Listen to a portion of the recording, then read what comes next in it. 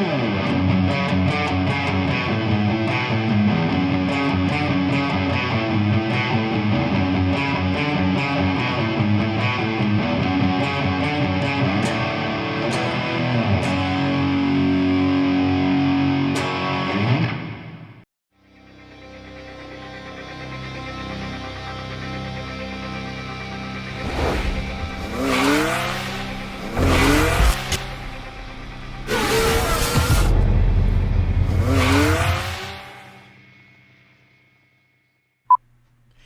Rockstar, Steve aka Void here. Welcome to another episode of Riff Starter, where I help you play your favorite riffs from day one by removing those annoying speed bumps and roadblocks that slow you down. So all the strategies and techniques from the show can be found in my best-selling book, Practice Less, Play More. To grab that and the song playing system, check out playsongsfaster.com. So welcome to today's episode. I'm really excited about today because this riff that we're going to be talking about and that you probably heard right in the opening there, Crazy Train, is one of the most requested riffs that I get. And it's also a riff that could be a little bit of a finger tangler. So what we're going to do here is what we do best on Riff Starter, which is to give you some options to play the riff so that you're not just looking at everything face value. What a lot of guitar players will do is they'll look at a song at face value. So for example, they will load up a tab that looks like this, and they'll basically go through and do exactly what the tab says, every single step, no matter what. It's second fret here, fourth fret there. If there's any specific techniques that we need to play, cool, they follow it at face value. And what this show is all about is about reimagining things so that you're not looking at it at face value. You're basically thinking about things in a way that creates a game that you're guaranteed to win. So what we like to do here, instead of trying to match your current skill level to the level of the riff, we match the riff to your current skill level, and then that's how you play from day one. And then from there, we basically upgrade until it sounds like the original or until you're satisfied. So it's not just a beginner thing. It's matching it to whatever your skill level is right now. Because I want you playing music. I want you to focus on actually playing music and not fumbling around by having riffs that kind of sound like this. Like where it's not sounding like music. We don't want that at all. Okay, we want to be practicing at all times as if we're playing. So it's just basically, and that's where Practice Less, Play More comes in, is having an efficient practice method that is very musical and focuses on that steady pulse. Okay, so one thing that I haven't talked about yet on Riff Starter is some of the common problems that guitar players will have. So I want to quickly focus on this. That most guitar players, when we're talking about making something easier, most guitar players will think, oh, cool, I'll just slow it down. And sometimes slowing things down does help, okay? But slowing things down, sometimes there's a limit to it where, for example, you might slow it down and it might still be challenging for you. So whatever the technique is that's challenging, it might still be challenging. And it's not just on Crazy Train, it's on any song. So if you keep slowing things down and you can't play along with the record at 75% speed, if you can't play with it at least at 75% speed, then what you have to do is start looking at another modifier. So we have either speed, we have amount, or we have complexity. And a lot of guitar players just do speed. Okay, they only look at speed, so they slow something down to make it easier, and very often it doesn't work. Okay, because it's still, even at a slow speed, it's still not good. And I'm talking about, what I mean by good is that you're able to play it consistently with a steady pulse. If you can't do that at 75% speed, then you got to move on to another modifier. Amount is another one.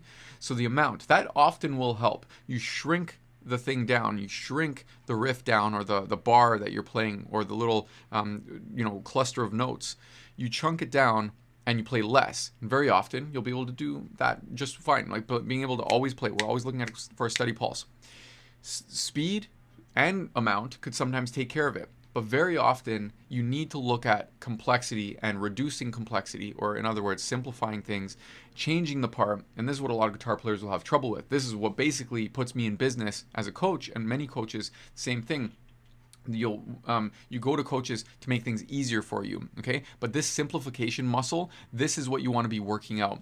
And this is, in my opinion, the most important thing that you could be doing, because it's kind of obvious to slow something down, and it's kind of obvious to shrink it. It's like pretty straightforward, but saying, hey, make that simpler is not as straightforward. So here we are at Riff Starter. This is what we're going to do. So I want to talk about a few quick things that can help you on Crazy Train. And by the way, let me know inside the chat that you're there. Want to see who's watching. Don't be afraid to say hey. On Crazy Train, there are a few different ways to approach it. I mean, you could do this with downstrokes only, like I did in the intro. You could do alternate picking. That would be face value, okay? Playing either one of those would be playing it at face value. Now, it's possible that playing downstrokes only might actually be harder in this case. It's possible that it might be easier, but you have to try different things and see what's right for you. Now, what we're going to do here, what kind of the magic of what I do over here is simplifying things. There are different things we could do. We could convert the notes, convert basically usually this works on chords, but we could convert this into a simpler part, okay, and I'll show you how to do that. We could subtract, okay, so subtraction is another thing that we can do. We could subtract some elements from it, or we could even redistribute. We could relocate notes, okay? So I'm just gonna give you some ideas here. There's not all the things we could do, but it's just to get you going and so that you could play the riff from day one, okay? And so we have this, this is the main riff, and it's all 1 finger per fret. Index on 2, middle on 3, which isn't even used, ring finger on 4, pinky on 5. But what we want to explore is, okay, well, what if maybe I don't, like this part here might be what trips you up. So if you go like that, maybe that's what trips you up. So what if you redistribute some of that, instead of going like this, to this 5th fret, maybe you play the open 4th string. So you go, okay. So you're not using your pinky. So maybe that's gonna help. The next lick, instead of going, you're using the pinky up here or the stretch. That's a little bit too much of a stretch. So maybe going, using more open strings, because instead of going 2, 5, 4, 5, you go 2, open, because that's the same note here.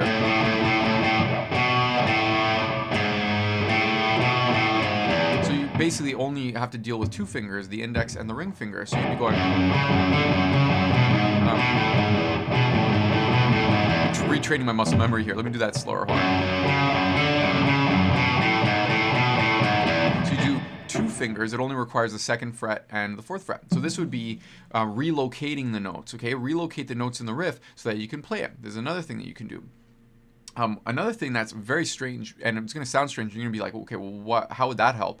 But what we always want to do is be able to play from day one, play something in time. That's our foundation. Then we build on it, okay? So in order to be able to get to step 2, 3, 4, 5, 6, you have to do step 1. And sometimes that step 1 isn't going to sound the same. So like, for example, maybe we don't do all the steady notes, bum, bum, bum, bum. Maybe we don't do all the 8th notes, 1 and 2 and 3 and 4 and maybe we just do something like this. Okay, like instead of, because you want to find where the friction point is. What's hard for you? Is it going back and forth on the strings? Is it doing the different pick direction? What's hard for you? In this case, it might be the finger stretch, it might be too fast, or it might be that going back and forth between the strings is just too much. So you could just subtract the rhythm. You basically subtract notes from that rhythm and you go like this. Okay, now this is the part that might sound a little bit weird. Okay, but for example, if you play that basic version like this,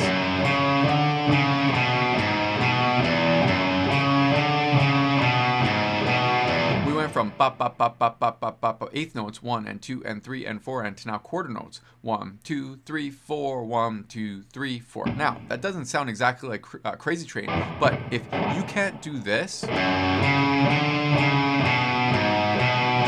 then you can't expect to do this. Do you see what I mean? Do you see the logic behind this? First, you want to be able to spend 5 minutes on doing the simple version. Like that.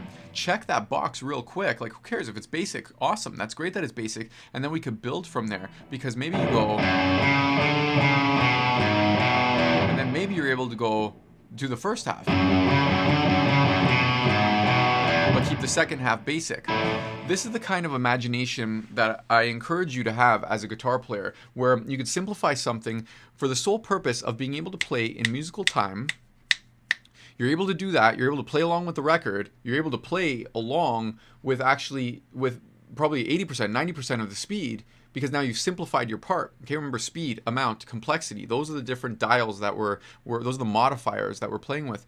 And so speed, yeah, it's one thing to just slow down something that's challenging, and sometimes it might work, but very often it'll take a long time to get it going.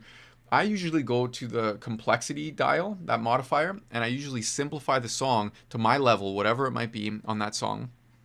I start there by reimagining the part. I get most of that under my fingers so that I'm pretty much up to speed with the record already. I'm playing a lot of it because it's simpler, and I'm playing up to speed. And then I upgrade. I just color in the picture. It's almost like a stencil, and then I just color in the picture from there with new upgrades, like I was showing you. Now, obviously, I'm not going to be able to cover everything on just one short episode here, but you get the idea that speed is limited, as well as amount is also limited. And so don't look at tabs face value. Look at them as suggestions, and use your imagination to simplify the parts. This is how you play from day one, and then you upgrade from there. Again, if you want to check out my book, Practice Less, Play More, you can check out the whole system at playsongsfaster.com. If you want my help to personally coach you through playing Crazy Train from start to finish, then you can definitely do that. Just comment below with riff, or just reach out to me via Messenger. But that's basically what we do here. We match it to your current skill level, and then that's how you play from day one. And this is how you get great results. This is how people in our community are getting great results. So definitely check that out, but try this out for yourself. This is a different way of thinking about things, but it works. And it's because your brain isn't overwhelmed. You're always making progress. Every single step builds on the last one. All right, so I hope you enjoyed today's episode, and we'll see you in the next one. Take care.